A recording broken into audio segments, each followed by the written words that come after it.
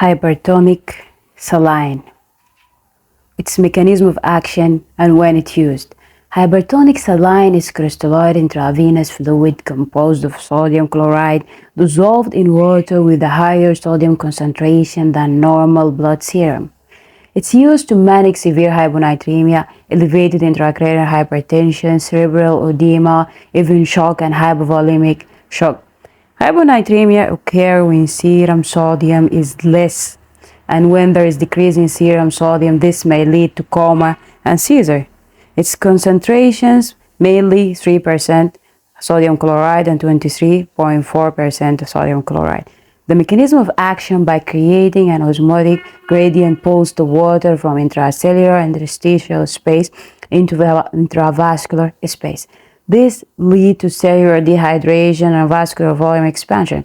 This reduces the pain, edema, and intracranial pressure. Simply, it's stimulating vasopressin release. The dose for traumatic brain injury and for other neurological injuries, we give 3% hypertonic saline, and even we give it like in 2 to 3 intravascular over 1 to 15 minutes of administration. 24.3% hypertonic saline, 30 ml over 20 to 30 minutes of administration for elevated intracranial pressure. For patients with symptomatic hyponatremia, we give it a small but quick increase in serum sodium by 0.75 to milliequivalent to 1 milliequivalent per liter per hour to concentration until it reaches 120. For mild symptom, we give a slow change in serum sodium, and it's appropriate. Hypertonic saline should never be used for asymptomatic patient.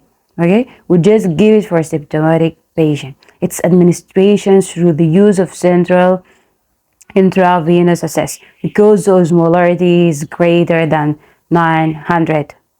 So if the central peripheral size is used, we use large vein and we watch for vasculitis. This is one of the complications that happen with hypertonic saline, causes the inflammation of the wall of the vein.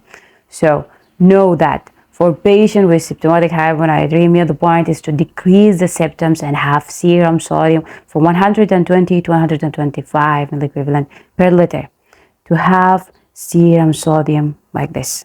Hypertonic saline shouldn't be used, as I've said, for asymptomatic patients because there is many complications. We need to be aware of osmotic demyelination syndrome, hypokalemia, hypochlorite acidosis, and even hypernatremia and phlebitis and heart failure overload, because this can result from initial volume expansion and over time, even coagulopathy. We need to watch all of this when we give hypertonic saline. Hypokalemia can cause hyponatremia by correcting potassium depletion if occurred. Thanks for listening.